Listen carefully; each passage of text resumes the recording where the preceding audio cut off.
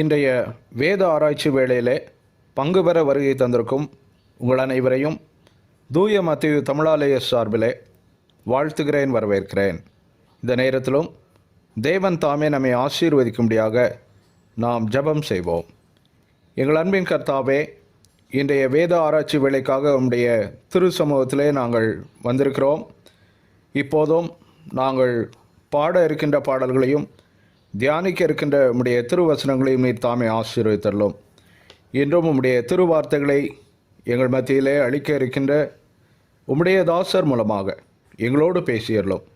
இன்றைய வேத ஆராய்ச்சி வேளையிலும் உம்முடைய திவ்ய பிரசன்னத்தை நாங்கள் உணரவும், உம்மை போல நாங்கள் மாறவும் எங்களுக்கு உதவி செய்தருளும். இப்போதும் இதில் பங்கு பெறுகின்ற அனைவரையும் ஆசீர்வதித்தருளும். எங்களை உம்முடைய திருக்கரத்திலே தாழ்த்தி அர்ப்பணம் செய்கிறோம். பொறுப்பேற்று எங்களை நடத்தியறலும். இயேசுவின் மூலம் வேண்டிக் கொள்கிறோம் பிதாவே, ஆமேன். தேவனுடைய நாமத்திற்கு மகிமை உண்டாக. இந்த வேத ஆராய்ச்சி வேளைக்கு ஆரம்பமாக நாம் யாவரும் கிறிஸ்தவ ஆராதனை கீதங்களிலே 533வது பாடலை பாடுவோம். பாடலன் 533.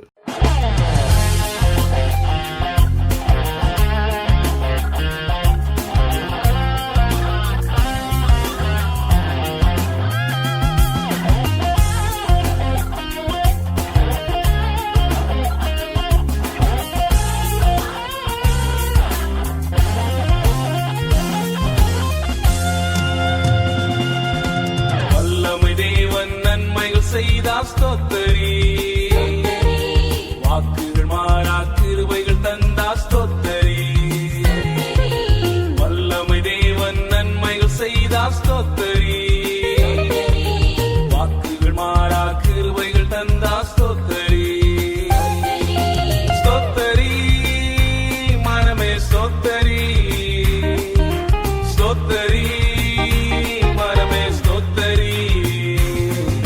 ஸ்தோத்தரி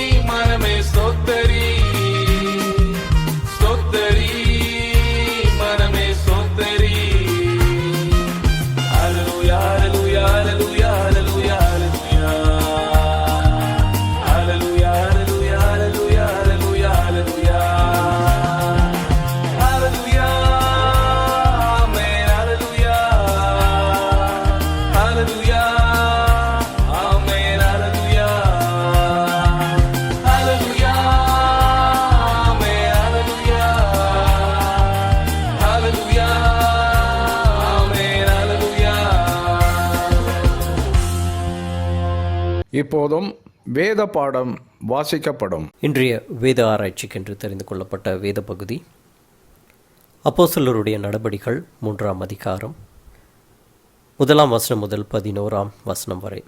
The Bible reading for today's Bible study is taken from the Acts of the Apostles, chapter 3, verses from 1 to 11. அப்போஸ்தலருடைய நடபடிகள் 3ஆம் அதிகாரம் 1ஆம் வசனம் முதல். ஜெபவேளையாகிய 9ஆம் மணி நேரத்திலே பேதுருவும் யோவானும் தேவாலயத்துக்கு போனார்கள். அப்பொழுது தன் தாயின் வயிற்றிலிருந்து சப்பானியாய் பிறந்த ஒரு மனுஷனை சுமந்து கொண்டு வந்தார்கள். தேவாலயத்திலே பிரவேசிக்கிறவர்களிடத்தில் பிச்சை கேட்கும்படி நாடோறும் அவனை அலங்கார வாசல் எண்ணப்பட்ட தேவாலய வாசல் அண்டையிலே வைப்பார்கள். தேவாலயத்திலே பிரவேசிக்கப் போகிற பேதுருவையும் யோவானையும் அவன் கண்டு பிச்சை கேட்டான். பேதுருவும் யோவானும் அவனை உற்று பார்த்து, எங்களை நோக்கிப்பார் என்றார்கள். அவன் அவர்களிடத்தில் ஏதாகிலும் கிடைக்கும் என்று எண்ணி அவர்களை நோக்கி பார்த்தான்.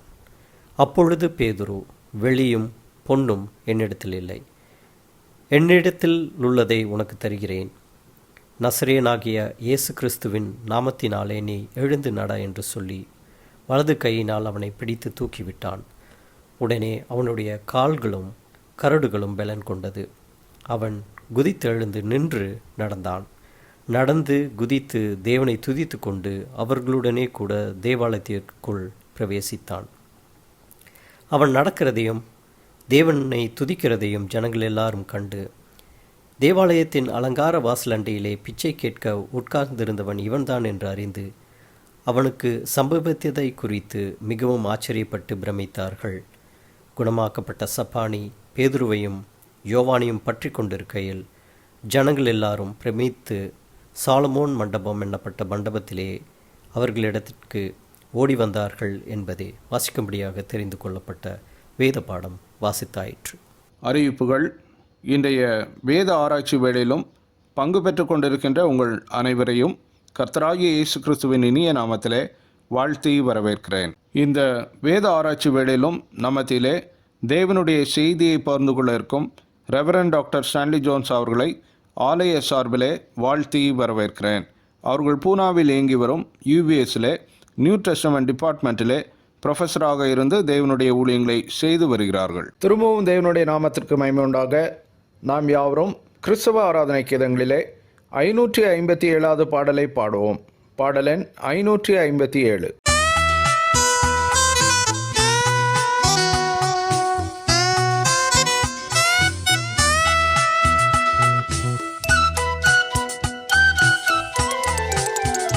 நான் உன்னை விட்டு விலகுவதில்லை, நான் உன்னை என்றும் கைவிடுவதில்லை, நான் உன்னை விட்டு விலகுவதில்லை, நான் உன்னை என்றும் கைவிடுவதில்லை, நான் உன்னை காண்கின்ற தேவன், கண்மணி போல் உன்னை காப்பேன், நான் உன்னை காண்கின்ற தேவன்,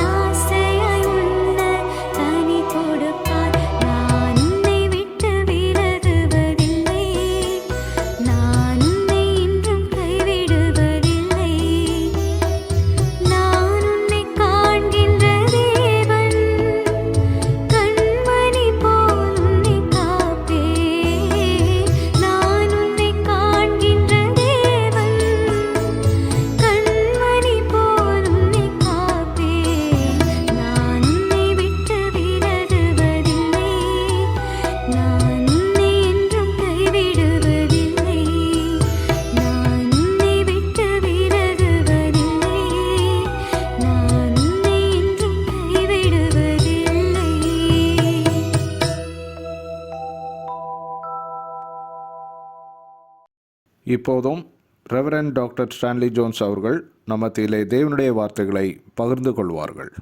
கிறிஸ்துவுக்குள் அன்பானவர்களே, ஆண்டவரும் இரட்சகருமாகிய இயேசு கிறிஸ்துவின் இனிய நாமத்தில் உங்கள் அனைவருக்கும் என் அன்பின் வாழ்த்துக்களை தெரிவித்துக் கொள்கிறேன். இம்மாதமும் இந்த வேத ஆராய்ச்சி கூடுகையில் கலந்து கொண்டு கர்த்தருடைய வார்த்தையை உங்களோடு பகிர்ந்து கொள்வதற்கு கிடைத்த இந்த வாய்ப்புக்காக ஆண்டவரை ஸ்தோத்திரிக்கிறேன். இந்த வாய்ப்பை கொடுத்த திருச்சபையின் போதகர் அவர்களுக்கும், நிர்வாக குழு உறுப்பினர்கள் மற்றும் விசுவாசிகள் அனைவருக்கும் என் நன்றியை தெரிவித்துக் கொள்கிறேன். கடந்த முறை நாம் அப்போஸ்தலருடைய நடபடிகள் 2ஆம் அதிகாரம் 42 47 வசனங்களிலிருந்து ஆதி திருச்சபையில் காணப்பட்ட 5 பண்புகளை பார்த்தோம்.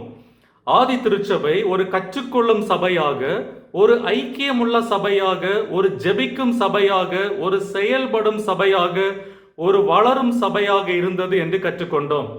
இன்று அதன் தொடர்ச்சியான அப்போஸ்தலர் 3ஆம் அதிகாரம் முதல் 11 வசனங்களை நம்முடைய சிந்தனைக்காக எடுத்துக்கொள்வோம். இந்த வசனங்களில் பெந்தேகோஸ்தே நாளுக்கு பிறகு அப்போஸ்தலர்களால் நடைபெற்ற முதல் அற்புதத்தை நாம் பார்க்கிறோம். இதற்கு முந்தைய அதிகாரத்தில், அதாவது அப்போஸ்தலர் 2ஆம் அதிகாரம் 43ஆம் வசனத்தில் அப்போஸ்தலர்களாலே அநேக அற்புதங்களும் அடையாளங்களும் செய்யப்பட்டன என்று பார்த்தோம். அப்படி அப்போஸ்தலர்கள் செய்த பல அற்புதங்களில் ஒன்றை லூக்கா இங்கு குறிப்பிடுகிறார். என்ன அற்புதம்? ஜெப வேளையாகிய 9ஆம் மணி நேரத்தில் அப்போஸ்தலர்களான பேதுருவும் யோவானும் தேவாலயத்திற்கு போனார்கள். அப்போது தன் தாயின் வயிற்றிலிருந்து சப்பானியாய் பிறந்த ஒருவனை பிச்சை கேட்கும்படி அலங்கார வாசல் எனப்பட்ட தேவாலய வாசல் அண்டையிலே சிலர் சுமந்து கொண்டு வந்து வைத்தார்கள். தேவாலயத்திலே பிரவேசிக்க போகிற பேதுருவையும் யோவானையும் அவன் கண்டு பிச்சை கேட்டான். பேதுரு அவனை நோக்கி, வெள்ளியும் பொன்னும் என்னிடத்தில் இல்லை, என்னிடத்தில் உள்ளதை உனக்கு தருகிறேன், நசரேயனாகிய இயேசு கிறிஸ்துவின் நாமத்தினாலே நீ எழுந்து நட என்று சொல்லி வலது கையினால் அவனை பிடித்து தூக்கிவிட்டான். உடனே அவனுடைய கால்களும் கரடுகளும் பலன் கொண்டது. அவன் எழுந்து நடந்து குதித்து தேவனை துதித்து கொண்டு அவர்களுடனே கூட தேவாலயத்திற்குள் பிரவேசித்தான். இதுதான் இங்கு சொல்லப்பட்ட அற்புதம். அப்போஸ்தலர்கள் செய்த பல அற்புதங்களில் இந்த குறிப்பிட்ட ஒன்றை லூக்கா குறிப்பிட காரணம், இது யாராலும் மறுக்க முடியாத ஒரு அசாத்தியமான அற்புதம். காரணம், பிறவியிலிருந்தே முடமாயிருந்த ஒரு மனிதன் இங்கு குணமாக்கப்படுகிறான்.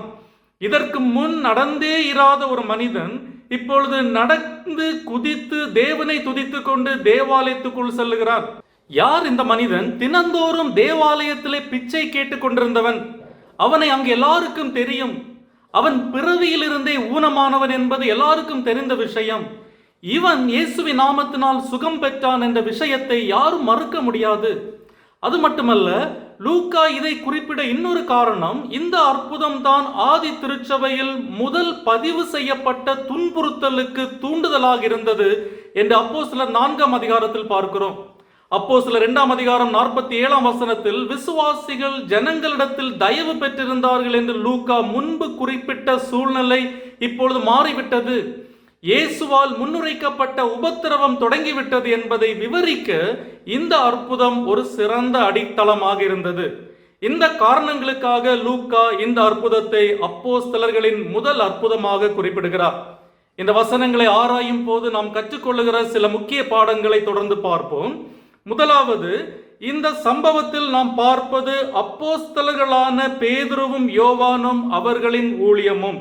முதல் வசனம், ஜெப வேளையாகிய 9ஆம் மணி நேரத்திலே பேதுருவும் யோவானும் தேவாலயத்துக்கு போனார்கள். ஜெப வேளையாகிய 9ஆம் மணி நேரத்தில் பேதுருவும் யோவானும் தேவாலயத்துக்கு போனார்கள் என்று இந்த அதிகாரத்தை லூக்கா தொடங்குகிறார். இங்கு 9ஆம் மணி நேரம் என்பது சுமார் மாலை 3 மணி நேரத்தை குறிக்கிறது. காரணம், யூதர்கள் ஒரு நாளை சூரிய உதயத்திலிருந்து கணக்கிட்டார்கள். அதாவது அதிகாலை 6 மணியிலிருந்து தான் ஒரு நாள் ஆரம்பமானது. அப்படி பார்க்கும்போது 9ஆம் மணி நேரம் என்பது கிட்டத்தட்ட மாலை 3 மணி என்று வைத்துக் கொள்ளலாம். அந்த மாலை நேரத்தில் அப்போஸ்தலர்களான பேதுருவும் யோவானும் தேவாலயத்துக்கு போனார்கள். இயேசுவின் ஊழியத்தின் போதே பேதுருவும் யோவானும் நண்பர்களாய் இருந்தவர்கள். லூக்கா 5ஆம் அதிகாரம் 10ஆம் வசனத்தில் சீமோனுக்கு கூட்டாளிகளான செபதேயுவின் குமாரனாகிய யாக்கோபும் யோவானும் மீன் பிடித்துக் கொண்டிருந்தார்கள் என்று பார்க்கிறோம். இயேசு அவர்களை சீஷர்களாக அழைத்த போது அவர்கள் கூட்டாளிகளாகவே இருந்தார்கள். பிறகு அவர்கள் 2 பேருமே இயேசுவின் நெருங்கிய வட்டத்துக்குள்ளான சீஷர்களானார்கள்.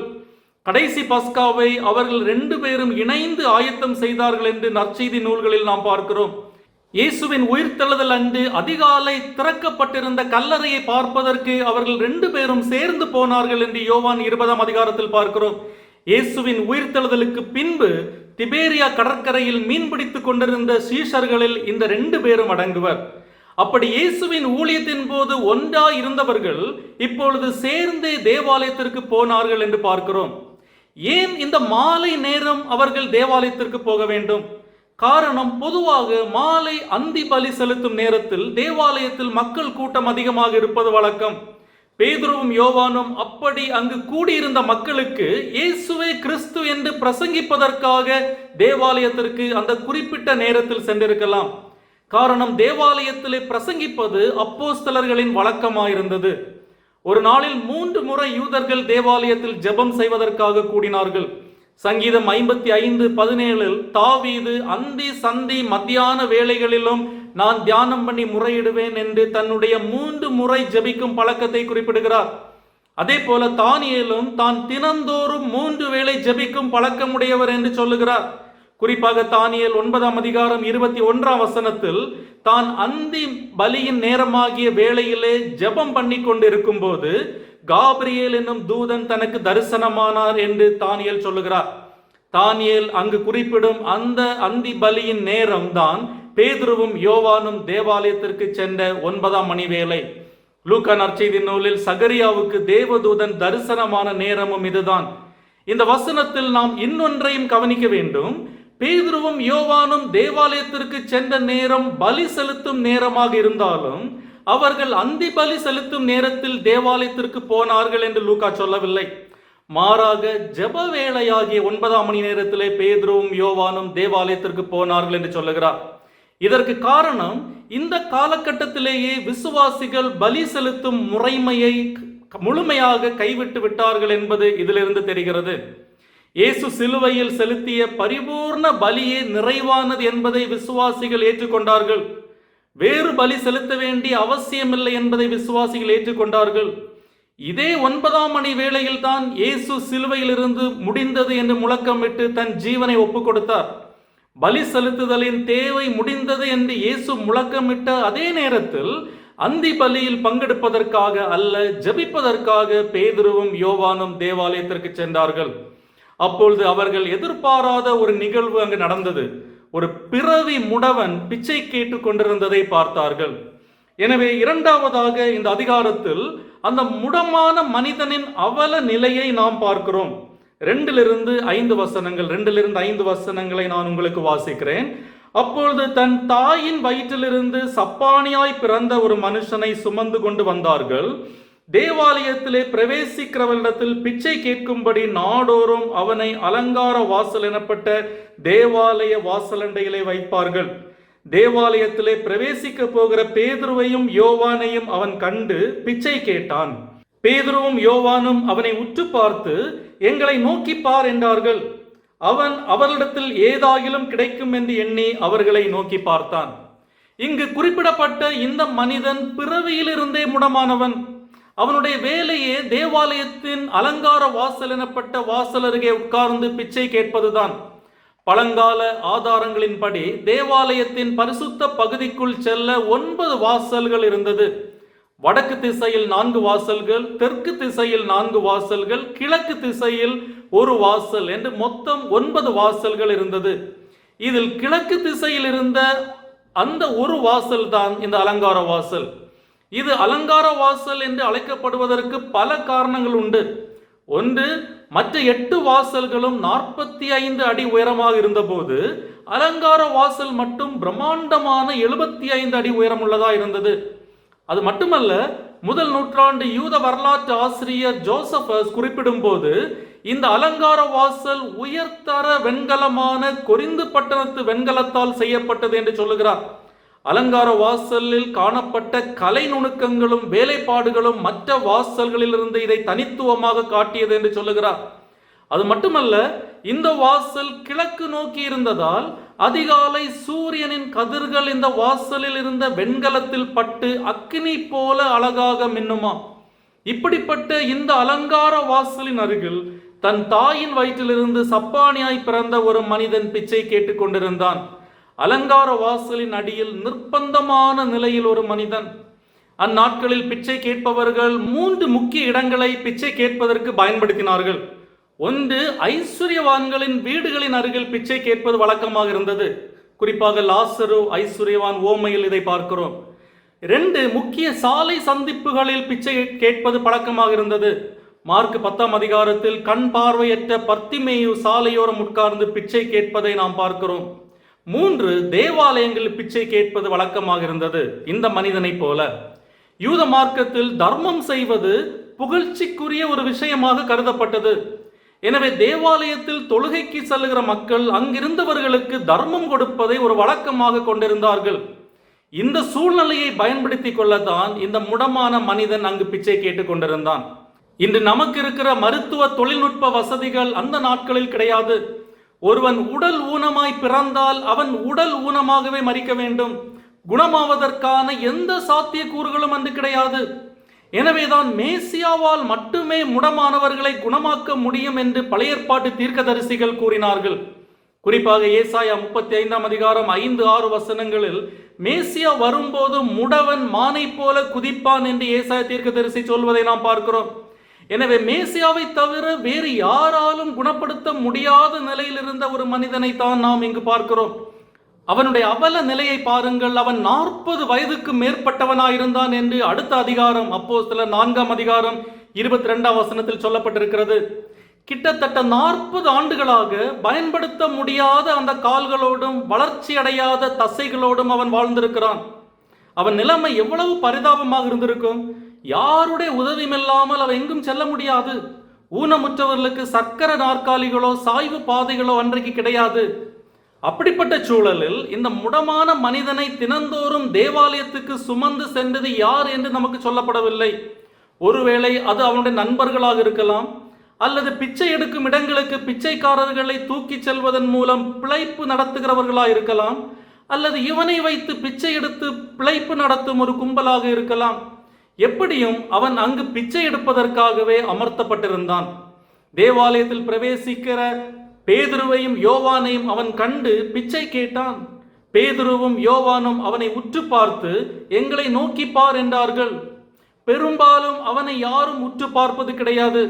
அலட்சியமாக ஒரு ஓர பார்வை பார்த்துவிட்டு கடந்து செல்பவர்கள் தான் இருந்திருப்பார்கள். எனவே பேதுருவும் யோவானும் அவனை உற்று பார்த்த போது அவன் அவர்களிடத்தில் ஏதாகிலும் கிடைக்கும் என்று எண்ணி அவர்களை நோக்கி பார்த்தான். அப்பொழுது பேதுரு, வெள்ளியும் பொன்னும் என்னிடத்தில் இல்லை என்று சொன்ன வார்த்தை அந்த மனிதனுக்கு பெரும் ஏமாற்றமாக இருந்திருக்கும். காரணம், அந்த முடமான மனிதன் அவர்களிடத்தில் பணத்தை தவிர வேறு ஒன்றையும் எதிர்பார்க்கவில்லை. அவன் அற்புதத்தை எதிர்பார்த்து தான் அங்கு உட்கார்ந்திருந்தான் என்பதற்கு எந்த ஆதாரமும் நமக்கு இல்லை. எனவேதான் சில ஆங்கில மொழிபெயர்ப்புகள் அவன் அவர்களிடத்தில் பணம் கேட்டான் என்று மொழிபெயர்த்துள்ளார்கள். ஆனால் பேதுருவும் யோவானும் இந்த மனிதனை குணப்படுத்த தீர்மானித்தார்கள். அதற்கு சில முக்கிய காரணங்கள் இருந்தது. அந்த மனிதன் அநேக ஆண்டுகளாக அங்கிருந்ததால் எல்லாருக்கும் அவன் ஊனமாயிருந்தான் என்ற விஷயம் தெரியும். அப்படிப்பட்ட ஒருவனை குணப்படுத்துவது உண்மையிலேயே தேவன் அற்புதமானவர் என்ற செய்தியை சொல்ல வசதியாக இருக்கும் என்பதற்காக இவனை குணப்படுத்த தீர்மானிக்கிறார்கள். எனவே மூன்றாவதாக இயேசுவின் நாமத்தில் அங்கு நடந்த அற்புதம் என்ன என்று பார்க்கிறோம். 6-8 வசனங்கள். 6-8 வசனங்களை நான் வாசிக்கிறேன். அப்பொழுது பேதுரு, வெள்ளியும் பொன்னும் என்னிடத்தில் இல்லை, என்னிடத்தில் உள்ளதை உனக்கு தருகிறேன். நசரேயனாகிய இயேசு கிறிஸ்துவின் நாமத்தினாலே நீ எழுந்து நட என்று சொல்லி வலது கையினால் அவனை பிடித்து தூக்கிவிட்டான். உடனே அவனுடைய கால்களும் கரடுகளும் பலன் கொண்டது. அவன் குதித்தெழுந்து நின்று நடந்தான். நடந்து குதித்து தேவனை துதித்து கொண்டு அவர்களுடனே கூட தேவாலயத்திற்குள் பிரவேசித்தான். வெள்ளியும் பொன்னும் என்னிடத்தில் இல்லை என்று சொன்ன பேதுரு, கூடுதலாக என்னிடத்தில் உள்ளதை உனக்கு தருகிறேன் என்று சொல்லி நசரேயனாகிய இயேசு கிறிஸ்துவின் நாமத்தினாலே நீ எழுந்து நட என்று அவனை தூக்கிவிட்டான். ஆதி திருச்சபையில் விசுவாசிகள் தங்கள் காணியாட்சிகளை விற்று அப்போஸ்தலர்களின் பாதத்தில் வைத்தார்கள் என்று பார்க்கிறோம். அப்படி இருந்தும் அப்போஸ்தலர்கள் வெள்ளியும் பொன்னும் என்னிடத்தில் இல்லை என்று சொல்வது அவர்கள் அந்த சொத்துக்களை தங்களுக்கு என்று எடுத்துக்கொள்ளவில்லை என்று நிரூபணமாகிறது. எனவே வெள்ளியும் பொன்னும் எங்களிடத்தில் இல்லை என்று சொன்ன பேதுரு அவரிடத்தில் என்ன இருந்தது என்று அடுத்து சொல்லுகிறார். நசரேயனாகிய இயேசு கிறிஸ்துவின் நாமத்தினாலே அற்புதங்களை நிகழ்த்தும் வல்லமை அவர்களிடத்தில் இருந்தது. இந்த அதிகாரத்தை அவர்கள் இயேசுவிடமிருந்து பெற்றிருந்தார்கள். குறிப்பாக லூக்கா 9:1 இயேசு தம்முடைய 12 சீஷரையும் வரவழைத்து சகல பிசாசுகளையும் துரத்தவும் வியாதி உள்ளவர்களை குணமாக்கவும் அவர்களுக்கு வல்லமையும் அதிகாரமும் கொடுத்தார் என்று பார்க்கிறோம். வெள்ளியும் பொன்னையும் விட மிக சிறந்ததான கிறிஸ்துவின் வல்லமையும் அதிகாரமும் அவரிடத்தில் இருந்ததை அவர்கள் அறிந்திருந்தார்கள். இன்று சிலருக்கு வெள்ளியும் பொன்னும் என்னிடத்தில் இல்லை என்று சொல்வது சங்கடமாக இருக்கும். அப்படி சொல்வது ஊழியத்தில் ஏமாற்றம் என்று நினைக்கிறார்கள். ஆனால் உண்மையில் வெள்ளியும் பொன்னும் என்னிடத்தில் இல்லை என்று சொல்வதை விட நசரேயனாகிய இயேசுவின் நாமத்தில் எழுந்து நட என்று சொல்லும் அதிகாரமும் வல்லமையும் இல்லாமல் இருப்பதுதான் சங்கடமான விஷயம். வெள்ளியும் பொன்னையும் விட இயேசுவின் நாமம் மேலானது என்பதை அப்போஸ்தலர்கள் இங்கு நிரூபிக்கிறார்கள். புதிய ஏற்பாட்டு அற்புதங்களில் முதன்முறையாக இயேசு கிறிஸ்துவின் நாமம் பயன்படுத்தப்பட்டது இங்குதான். நசரேயன் என்ற சொல் இயேசு பூமியில் வாழ்ந்த காலத்தில் கிறிஸ்துவை அவமதிக்க பயன்படுத்தப்பட்ட சொல். நாசரேத்திலிருந்து நன்மை பிறக்குமோ என்று சொன்னவர்கள் இயேசு நாசரேத் ஊரிலிருந்து வந்தார் என்பதை கேலியாக பார்த்தார்கள். ஆனால் இப்போது பேதுரு அதை ஒரு கௌரவ சொல்லாக, ஒரு அதிகார சொல்லாக பயன்படுத்துகிறார். இந்த ஊனமுற்ற மனிதனை குணப்படுத்துவதற்கான வல்லமையை பரலோகத்திலிருந்து வழங்கியவர் இன்னும் உயிருடன் இருக்கும் இந்த நாசரேத் கிராமத்தை சேர்ந்த இயேசுவே என்பதை வலியுறுத்த பேதுரு நசரேயனாகி என்ற வார்த்தையை இணைக்கிறார். இங்கு நாம் கவனிக்க வேண்டிய இன்னொரு விஷயம், இயேசு கிறிஸ்துவின் நாமத்தினாலே என்ற சொல்லை ஒரு மந்திர சொல்லாக அப்போஸ்தலர்கள் பயன்படுத்தவில்லை என்பதை நாம் புரிந்து கொள்ள வேண்டும்.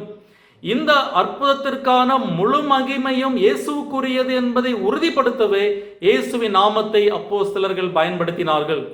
இயேசு இந்த உலகத்தில் ஊழியம் செய்த போது ஒரு முறை 4 நண்பர்கள் சேர்ந்து ஒரு திமிர்வாதக்காரனை இயேசுவிடம் கொண்டு வந்தார்கள். இயேசு அவனை பார்த்து, நீ எழுந்து உன் படுக்கை எடுத்துக்கொண்டு உன் வீட்டுக்கு போ என்று சொல்லி அவனை குணப்படுத்தினார். அந்த நிகழ்ச்சியின் போது பேதுருவும் யோவானும் அங்கிருந்தார்கள். அந்த குணமாக்கும் வல்லமை இன்னமும் இயேசுவுக்கு இருந்தது என்பதை நிரூபிப்பதற்காகத்தான் இயேசுவின் நாமத்தினாலே இந்த அற்புதத்தை அவர்கள் நிகழ்த்தினார்கள். எனவே இயேசுவின் நாமம் வெறும் ஒரு மந்திர சொல்லாக பயன்படுத்தப்படவில்லை. அப்படி இயேசுவின் நாமத்தை வீணாக பயன்படுத்தி அற்புதம் செய்ய முயற்சித்த யூதேயாவின் 7 மந்திரவாதிகளின் நிலை என்ன ஆனது என்பது நமக்கு தெரியும். தெருவிலே நிர்வாணமாக ஓடினார்கள். அப்போஸ்தலர் 19:13-16 இதை பார்க்கிறோம். அப்பொழுது தேசாந்திரிகளாய் திரிகிற மந்திரவாதிகளாகிய யூதரில் சிலர் பொல்லாத ஆவிகள் பிடித்திருந்தவர்கள் மேல் கர்த்தராகிய இயேசுவின் நாமத்தை சொல்ல துணிந்து பவுல் பிரசங்கிக்கிற இயேசுவின் பேரில் ஆணையிட்டு உங்களுக்கு கட்டளையிடுகிறோம் என்றார்கள். பிரதான ஆசாரியனாகிய ஸ்கேவா என்னும் ஒரு யூதனுடைய குமாரர் 7 பேர் இப்படி செய்தார்கள். பொல்லாத ஆவி அவர்களை நோக்கி, இயேசுவை அறிவேன், பவுலையும் அறிவேன், நீங்கள் யார் என்று சொல்லி பொல்லாத ஆவியை உடைய மனுஷன் அவர்கள் மேல் பாய்ந்து பலாத்காரம் பண்ணி அவர்களை மேற்கொள்ள அவர்கள் நிர்வாணிகளும் காயப்பட்டவர்களுமாகி அந்த வீட்டை விட்டு ஓடி போனார்கள் என்று பார்க்கிறோம். எனவே இயேசுவின் நாமத்தை வீணாய் பயன்படுத்த கூடாது என்று நாம் இங்கு எச்சரிக்கப்படுகிறோம். இயேசுவின் நாமத்தில் விடுதலை பெற்ற அந்த பிறவி முடவன் என்ன செய்தான்? குதித்தெழுந்து நின்று நடந்தான். நடந்து குதித்து தேவனை துதித்து கொண்டு பேதுரு யோவானுடன் தேவாலயத்திற்குள் பிரவேசித்தான். அவனுடைய கால்களும் கரடுகளும் பலன் கொண்டது மட்டுமல்ல அற்புதம், அவன் உடனடியாக நடக்க முடிந்ததும் குதிக்க முடிந்ததும் கூட அற்புதம்தான். காரணம், ஒரு குழந்தை நடக்க கற்றுக்கொள்ள சில காலம் ஆகும் இல்லையா? தட்டி தடுமாறி பெற்றோர் உதவியுடன் தான் ஒரு குழந்தை நடக்க முடியும். அந்த குழந்தையின் சரீரம் சமநிலைக்கு வருவதற்கு சில காலம் ஆகும். அதே போல நடந்த உடனே அந்த குழந்தையால் குதிக்க முடியாது. குதிக்க கற்றுக்கொள்வதற்கு இன்னும் சில காலம் ஆகும். அதே போல காலில் விபத்து ஏற்பட்டு முறிவு ஏற்பட்டால் அந்த பிரச்சனை சரி செய்யப்பட்ட பிறகும் கூட, அதாவது எலும்புகள் இணைந்த பின்பும் கூட மறுபடியும் நடக்க கற்றுக்கொள்வதற்கு பயிற்சி தேவைப்படும். ஆனால் இந்த மனிதனுக்கு எந்த ஒரு பயிற்சியும் சிகிச்சையும் தேவைப்படவில்லை. இதற்கு முன் தன் வாழ்நாளில் நடந்தே இராத அந்த மனிதன் உடனடியாக நடக்கவும் குதிக்கவும் முடிந்தது. அதுதான் அற்புதம். இன்று அற்புத கூட்டங்களில் பார்ப்பது போல மேடைக்கு முன்னால் ஊன்றுகோலை வைத்துவிட்டு தள்ளாடி நடப்பதல்ல அற்புதம். உலர்ந்து போன கால்கள் கண்களுக்கு முன்னால் நிரப்பப்பட்டு இதற்கு முன் என்றுமே நடந்திராத ஒருவன் நடந்து குதித்து ஆலயத்துக்கு ஓடுவதுதான் அற்புதம். பிற்பாடு ஆலோசனை சங்கத்தார் இந்த அற்புதத்தை விவரிக்கும் போது, இந்த மனுஷரை நாம் என்ன செய்யலாம்? எருசலேமில் வாசம் பண்ணுகிற எல்லாருக்கும் தெரிந்திருக்கிறபடி வெளியரங்கமான அற்புதம் இவர்களால் செய்யப்பட்டதே, அதை நாம் இல்லை என்று சொல்லக்கூடாது என்று வியப்படைந்ததில் ஆச்சரியம் ஒன்றுமில்லை. ஆதி திருச்சபையில் நடந்த அற்புதங்களுக்கும் இன்று நடப்பதாக கூறப்படும் அற்புதங்களுக்கும் உள்ள முக்கியமான வேறுபாடு, அன்று முதலில் அற்புதம் நடந்து அதன் மூலம் மக்களின் கவனம் ஈர்க்கப்பட்டு அவர்களுக்கு நற்செய்தி அறிவிக்கப்பட்டது. ஆனால் இன்று அற்புதங்கள் நடத்தப்படுவதற்காகவே நற்செய்தி கூட்டங்கள் நடத்தப்படுகின்றன. நம்முடைய தேவன் அற்புதத்தின் தேவன். எனவே அற்புதங்களை நாம் எதிர்பார்க்க வேண்டும், அதில் தவறில்லை. அதே நேரம் அற்புதங்களும் அதிசயங்களும் தான் கிறிஸ்தவ விசுவாசத்தின் மைய கோட்பாடு என்று நினைப்பது தவறு. அற்புதங்கள் நடைபெற்றால் தான் நம்முடைய ஊழியம் வெற்றி பெற்றது என்றும், அற்புதங்கள் நடைபெறவில்லை என்றால் நம்முடைய விசுவாசத்தில் குறை இருக்கிறது என்றும் நினைப்பது தவறு. காரணம், இதே அப்போஸ்தலர்கள் எல்லா நாளும் அற்புதங்களை செய்து கொண்டிருக்கவில்லை. பவுலுடைய 3ஆம் அருட்பணி பயணத்தின் போது அவரோடு சென்ற துரோபீமுவை பவுலால் குணமாக்க முடியவில்லை. அவனை மிலேத்துவில் நோயுற்றவனாகத்தான் பவுல் விட்டு வந்தார் என்று 2 தீமோத்தேயு 4ஆம் அதிகாரம் 20ஆம் வசனத்தில் பார்க்கிறோம். அதே போல தீமோத்தேயுக்கு அடிக்கடி ஏற்பட்ட வயிற்று பிரச்சனைக்கு அற்புதம் தீர்வாக இருக்கவில்லை. மாறாக கொஞ்சம் திராட்சரசம் குடிக்க பவுல் பரிந்துரைக்கிறார். எனவே அற்புதங்களுக்காக, அடையாளங்களுக்காக நாம் ஜெபிக்க வேண்டும். தேவனுடைய சித்தம் இருந்தால் அவர் அற்புதங்களை செய்ய வல்லவர் என்று விசுவாசிக்க வேண்டும். ஆனால் விசுவாச வாழ்வுக்கு அற்புதங்களை மட்டுமே ஆதாரமாக பார்ப்பது தவறு. இதில் நாம் கவனிக்க வேண்டிய இன்னொரு விஷயம், வேத புத்தகத்தில் சில நேரங்களில் விசுவாசத்தின் விளைவாக மக்கள் குணமடைந்தார்கள் என்று பார்க்கிறோம். ஆனால் பல சந்தர்ப்பங்களில் தேவனின் இறையாண்மை கிருபையின் செயலாக மக்கள் அற்புதங்களை பெற்றார்கள். தேவ சித்தத்தின் விளைவாக மட்டுமே அற்புதங்களை பெற்றார்கள். இந்த முடமான மனிதன் குணமடைய இயேசுவில் விசுவாசம் வைத்திருந்ததற்கான எந்த அறிகுறியும் இல்லை. அவனுடைய எதிர்பார்ப்பெல்லாம் பிச்சை கேட்க வேண்டும் என்பது மட்டும்தான். இந்த அற்புதத்தை தொடர்ந்து பேதுரு பண்ணின பிரசங்கத்தில் அப்போஸ்தலர் 3ஆம் அதிகாரம் 16ஆம் வசனத்தில் இயேசுவின் நாமத்தில் விசுவாசம் வைத்ததன் அடிப்படையில் இந்த மனிதன் குணமடைந்தான் என்று பேதுரு விவரிக்கிறார். அப்போஸ்தலர் 3ஆம் அதிகாரம் 16ஆம் வசனம், அவருடைய நாமத்தை பற்றும் விசுவாசத்தினாலே அவருடைய நாமமே நீங்கள் பார்த்து அறிந்திருக்கிற இவனை பலப்படுத்தியது. அவராலே உண்டாகிற விசுவாசமே உங்கள் எல்லாருக்கும் முன்பாக இந்த சர்வாங்க சுகத்தை இவனுக்கு கொடுத்தது என்று சொன்னார். ஆனால் பேதுரு அந்த மனிதனின் விசுவாசத்தை அல்ல, ஆனால் அப்போஸ்தலர்களின் விசுவாசத்தை இங்கு குறிப்பிடுகிறார். இந்த விசுவாசம் இயேசு மூலமாக வருகிறது என்பதையும் தெளிவுபடுத்துகிறார்.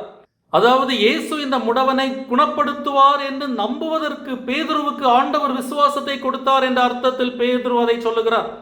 அதாவது இந்த முடமான மனிதன் இயேசுவின் நாமத்தினால் குணமாக முடியும் என்று பேதுரு முதலில் விசுவாசித்தார். அதன் விளைவாகவே அற்புதம் நடைபெற்றது. அதே போல குணமடைந்த மனிதன் தனக்கு எங்கிருந்து குணமாக்கும் வல்லமை வந்தது என்பதையும் அறிந்திருந்தான். அவன் பேதுருவையும் யோவானையும் புகழ்ந்து பாடவில்லை. நான் நல்லவனாக இருந்ததால் குணமானேன் என்று தன் சொந்த தகுதிகளை புகழ்ந்து பேசவில்லை. அவனுடைய விசுவாசத்தால் அந்த அற்புதம் நடந்தது என்று பெருமை பேசவில்லை. அவன் வெறுமனே தேவனை புகழ்ந்தான். தேவனுடைய கிருபை மட்டுமே அவன் குணமடைய காரணமாயிற்று என்பதை அவன் அறிந்திருந்தான். ஆண்டவர் நம்மை ரட்சிக்கும் போது அவர் நம்முடைய தகுதிகளை பார்த்து ரட்சிப்பதில்லை. நம்முடைய திறமைகளை பார்த்தோ அல்லது நம்முடைய பரிசுத்தத்தை பார்த்தோ அவர் நம்மை ரட்சிப்பதில்லை. அவர் நம்மை ரட்சித்ததற்கான காரணம் அவருடைய அளவற்ற அன்பு மட்டுமே. பவுல் எபேசியர் 2ஆம் அதிகாரம் 8-9 வசனங்களில் சொல்வது போல, கிருபையினாலே விசுவாசத்தை கொண்டு ரட்சிக்கப்பட்டீர்கள். இது உங்களால் உண்டானதல்ல, இது தேவனுடைய ஈவு. ஒருவரும் பெருமை பாராட்டாதபடிக்கு இது கிரியைகளினால் உண்டானதல்ல. எல்லா புகழும் தேவனுக்கே சேர வேண்டும். அந்த விஷயத்தில் குணமடைந்த அந்த மனிதன் 3 நல்ல காரியங்களை செய்தான். முதலில் தேவன் தனக்கு கொடுத்த சுகத்தை பயன்படுத்த தொடங்கினான். நடந்து குதித்தான். அவன் தன் கால்களால் என்னவெல்லாம் செய்ய முடியுமோ அதையெல்லாம் செய்தான். இரண்டாவது, அவன் அப்போஸ்தலருடன் தன்னை இணைத்து கொண்டான். அவர்களுடன் ஆலயத்திற்குள் நுழைந்தான். மூன்றாவது, அவன் தேவனை புகழ்ந்து ஆராதிக்க தொடங்கினான். எனவே இறுதியாக இந்த அற்புதத்தின் விளைவு சாட்சி பகருதல் என்று பார்க்கிறோம். 9-11 வசனங்களை நான் வாசிக்கிறேன். அவன் நடக்கிறதையும் தேவனை துதிக்கிறதையும் ஜனங்கள் எல்லாரும் கண்டு, தேவாலயத்தின் அலங்கார வாசலண்டையிலே பிச்சை கேட்க உட்கார்ந்திருந்தவன் இவன்தான் என்று அறிந்து அவனுக்கு சம்பவித்தவைகளை குறித்து மிகவும் ஆச்சரியப்பட்டு பிரமித்தார்கள். குணமாக்கப்பட்ட சப்பானி பேதுருவையும் யோவானையும் பற்றி கொண்டிருக்கையில் ஜனங்கள் எல்லாரும் பிரமித்து சாலோமோன் மண்டபம் எனப்பட்ட மண்டபத்திலே அவரிடத்திற்கு ஓடி வந்தார்கள். குணமாக்கப்பட்ட அந்த மனிதன் பேதுருவையும் யோவானையும் பற்றி கொண்டிருக்கையில் ஜனங்கள் எல்லாரும் பிரமித்து சாலோமோன் மண்டபம் எனப்பட்ட மண்டபத்திலே அவரிடத்திற்கு ஓடி வந்தார்கள். புறஜாதியாரின் முற்றத்தின் கிழக்கு சுவரின் உட்பகுதியில் சாலோமோனின் மண்டபம் இருந்தது. இந்த மண்டபம் சுமார் 600 அடி நீளமும் 60 அடி அகலமும் உள்ளதாயிருந்தது. அதன் மேற்கூரை கேதுரு மரத்தினால் ஆனது. இயேசு இங்கு ஊழியம் செய்தார் என்று யோவான் 10:23 பார்க்கிறோம். ஆதி கிறிஸ்தவர்கள் கூடுவதற்கு ஒரு நன்கறியப்பட்ட இடமாக இது இருந்தது. இந்த இடத்தில் கூடி வந்தவர்களை பார்த்த பேதுரு, இந்த அற்புதத்தின் விளைவாக கிறிஸ்துவே மேசியா என்பது நிரூபணமாகிறது என்று பிரசங்கித்தார். காரணம், யோவான் ஸ்நானன் மற்றும் பழைய ஏற்பாட்டு தீர்க்கதரிசிகள் எல்லாரும் சப்பானிகள் நடக்கிறார்கள் என்பதை வைத்து மேசியா வந்தார் என்பதை அறிய முடியும் என்று சொல்லி இருந்தார்கள். மேசியாவின் காலத்தை பற்றி ஏசாயா தீர்க்கதரிசி எழுதும்போது, அப்பொழுது முடவன் மானை போல குதிப்பான் என்று கூறினார். சாலமோன் மண்டபத்தில் கூடியிருந்தவர்கள் இந்த தீர்க்க தரிசனம் தங்கள் கண்களுக்கு முன்பாக நிறைவேறியதை கண்டார்கள். அந்த சூழ்நிலையை பயன்படுத்தி பேதுரு ஒரு பிரசங்கம் பண்ண ஆரம்பித்தார். இதில் நாம் கவனிக்க வேண்டிய ஒன்று, பேதுரு அந்த அற்புதத்தை ஆண்டவருடைய வசனத்தை பிரசங்கிப்பதற்கு அடித்தளமாக பயன்படுத்தி கொண்டார். அற்புதம் யாரையும் இயேசுவிடத்தில் கொண்டு வரவில்லை. அது ஆர்வத்தை தூண்டியது உண்மைதான். ஆனால் அது அவர்களை ரட்சிப்புக்குள்ளாக வழிநடத்தவில்லை. ஆண்டுடைய வசனம் தான் ஒருவனை ரட்சிப்புக்குள்ளாக வழிநடத்தும் என்பதை பேதுரு அறிந்திருந்தார். இதில் நாம் இன்னொரு விஷயத்தையும் கவனிக்கிறோம். சாட்சி சொல்வதற்கு இந்த நேரம் ஒரு நல்ல நேரமாக இருந்திருக்கலாம், இல்லையா? காரணம், அங்கு நடந்தது ஒரு அசாதாரணமான அற்புதம். அந்த அற்புதத்தை பெற்றுக்கொண்ட மனிதனும் அந்த மக்கள் கூட்டத்தில் அவர்களோடு இருந்தான். ஆனால் மக்கள் கேட்க வேண்டியது குணமடைந்த மனிதனின் அனுபவத்தை அல்ல, கர்த்தருடைய வசனத்தை அவர்கள் கேட்க வேண்டும் என்பதில் அப்போஸ்தலர்கள் கண்டிப்பாக இருந்தார்கள். ரட்சிக்கும் விசுவாசம் அற்புதங்களை பார்ப்பதாலோ அல்லது கேட்பதாலோ வராது. மாறாக விசுவாசம் வசனத்தை கேட்பதனால் வரும் என்பதை பேதுரு அறிந்திருந்தார். பவுல் ரோமர் 10:17 சொல்வது போல, விசுவாசம் கேள்வியினாலே வரும், கேள்வி தேவனுடைய வசனத்தினாலே வரும். இந்த அற்புதத்தை பார்த்து மக்கள் ரட்சிக்கப்படவில்லை. ஆனால் அதை தொடர்ந்து வந்த பேதுருவின் பிரசங்கத்தை கேட்டு 5000 பேர் ரட்சிக்கப்பட்டார்கள். ஆண்டவர் நம்முடைய வாழ்க்கையில் செய்யும் அற்புதங்கள் கிறிஸ்து இயேசு பாவிகளை ரட்சிக்க இந்த உலகத்திற்கு வந்தார் என்ற நற்செய்தியை சொல்ல வாய்ப்புகளை வழங்க வேண்டுமே தவிர நம்மை மேன்மைப்படுத்துவதற்கு அவைகளை பயன்படுத்தக்கூடாது. இந்த பேதுருவின் பிரசங்கத்தை நாம் அப்போஸ்தலர் 3:12-26 பார்க்கிறோம்.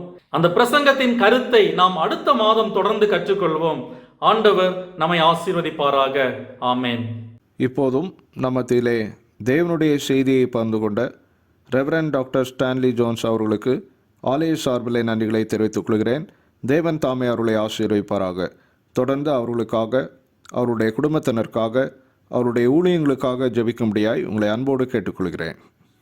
இன்றைய வேத ஆராய்ச்சி வேளையிலும் கலந்து கொண்ட உங்கள் அனைவருக்கும் ஆண்டவராகிய இயேசுவின் திருநாமத்திலே நன்றிகளை தெரிவித்துக் கொள்கிறேன்.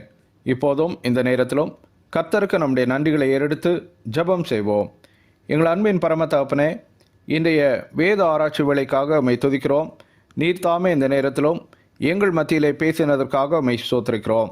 இன்றைக்கும் உம்முடைய செய்தியை எங்களோடு பகிர்ந்து கொண்ட ரெவரண்ட் டாக்டர் ஸ்டான்லி ஜோன்ஸ் அவர்களுக்காக உமக்கு நன்றிகளை செலுத்துகிறோம்.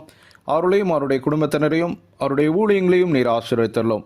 இப்போதும் இந்த நிகழ்ச்சியிலே கலந்து கொண்ட ஒவ்வொருவருக்கும் உம்முடைய நன்மைகளையும் ஈவுகளையும் அருளி செய்தருளும். இன்றும் நாங்கள் உம்மிடம் இருந்து கற்றுக்கொண்ட காரியங்கள் ஒவ்வொன்றையும் முழு இதயத்தோடு பின்பற்ற அருள் தாரும். இந்த இரவு வேளையிலும் எங்களை உம்முடைய திருக்கரத்திலே தாழ்த்தி அர்ப்பணம் செய்கிறோம். எல்லா தீங்குகளுக்கும் மோசங்களுக்கும் எங்களை விலக்கி காத்து கொண்டருளும். இரட்சகர் இயேசுவின் மூலமாக வேண்டிக் கொள்கிறோம் எங்கள் நல்ல பிதாவே. ஆமேன்.